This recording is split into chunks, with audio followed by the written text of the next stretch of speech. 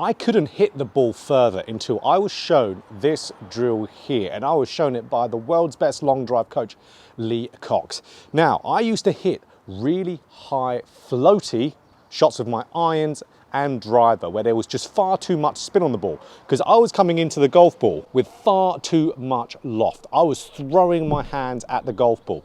Now this drill here with the impact bag massively helped me to be able to de-loft my club, get a little bit more compression, and then I was hitting it way more powerfully. So as you could see earlier, this is what we used here, an impact bag. Now impact bag is great for training to de-loft that club face, because when you hit an impact bag, and to hit it where it feels very flush, you have to have that face flatter going into the bag there. So that flatter face, giving that nice feeling, means shaft lean. And shaft lean at impact, getting that nice compression, is what we see all the top players do.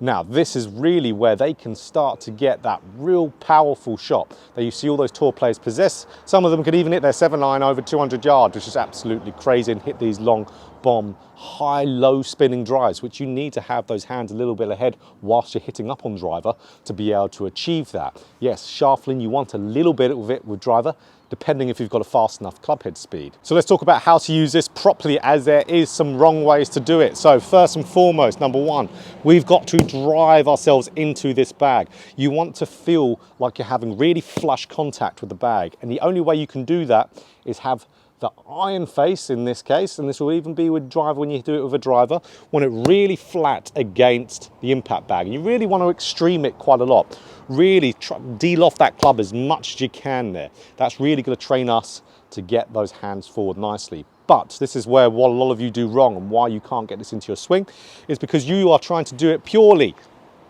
with the hands.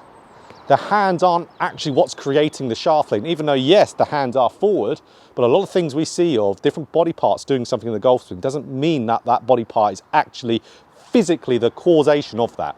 So this is where here, a perfect case, to create shaft lean, we need decent rotation through the golf ball. We need to do this via driving the body and rotating the body through the impact bag. And that's going to give us that shaft lean, and that's going to give us that nice square face as we go through there.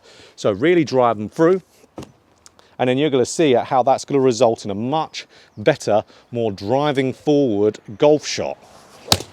So looking at that shot I just hit, let's do the opposite move to what a lot of you are doing. Now, if you're going to use this wrong, and let's say you're doing just your move of throwing the hand at it, where it does not feel good doing that, and then we translate that into the golf ball, having this casty move, we're going to hit that old floaty shot. So really didn't go that far at all. It's really easy to fat the golf ball doing that as well. Not very good. So that's what we're trying to guard against, this handsy move where we're casting at the golf ball. But that also gets into another big thing that you're not doing to get yourself to compress the golf ball more, even with the impact bag. And yes, we need to rotate through, like we just talked about. We don't want to do it with the hands, but we also need to have a square club face. This was huge. So as you can see with my old swing here, this is me from, God knows, probably about 8-9 years ago or so. This was at the time I was shown this drill. So this was probably a couple of weeks before I was shown this drill for that lesson.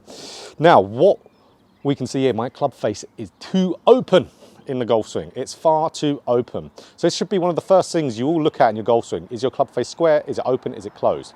But if we're open, so let's say early on, like we can see there, where the toe is mostly pointing up towards the sky. For me to get that club face onto the golf ball square and hit it to my target, I've got to square the face up. And you can see if I early release and cast it, the club face is going to be squaring up there. Now, that's going to be adding loft, that's going to be adding spin. We're going to hit that real high floaty shot. That's where it came from for me. So what we needed to do was get that club face nice and square there, so where we're more matching our spine angle with that club face at shaft parallel. And then I had no need to do this. But just changing that club face condition alone won't get you to where you're compressing it. Then you can go into working with the bag and really getting some good reps in there. So we can get, right, nice shaft parallel to the ground, having that face matching spine angle, so face slightly angled down. And then we can then go and move through the bag just like so, really turning through, having that flush feeling with those hands ahead. Shaft parallel to ground, nice and square. Good. We could do that a bunch of times. and then get it into your swing. So whether that's you opening the face from a weak grip, whether that's from a rolly forearm move in the takeaway, maybe you're capping really early in the left wrist, or you're excessively hinging the wrist. There's so many reasons to why you can open the club face. Figure out why it is for you. So there is no one way that you're doing it. You've got to find out what way you're doing it and fix it, get that club face square, work with the bag, and you're going to see like that, boom. We're going to hit it so much further. I was completely stuck in the distance I could hit it. I was hitting it really around 135, 140 with an 8-iron at a good strike back then. So now, as you can see, it's more around the 150s to 160s, mid 150s. Hopefully in the summer when it gets warmer, I'll be up to the 160s, which would be great. But I wouldn't be able to get there without that bag. Even like I said, the best long drive coach in the world, Lee Cox, teaches people something that simplistic to hit the ball further, and one of his ways of getting you to get a little bit more out the shot.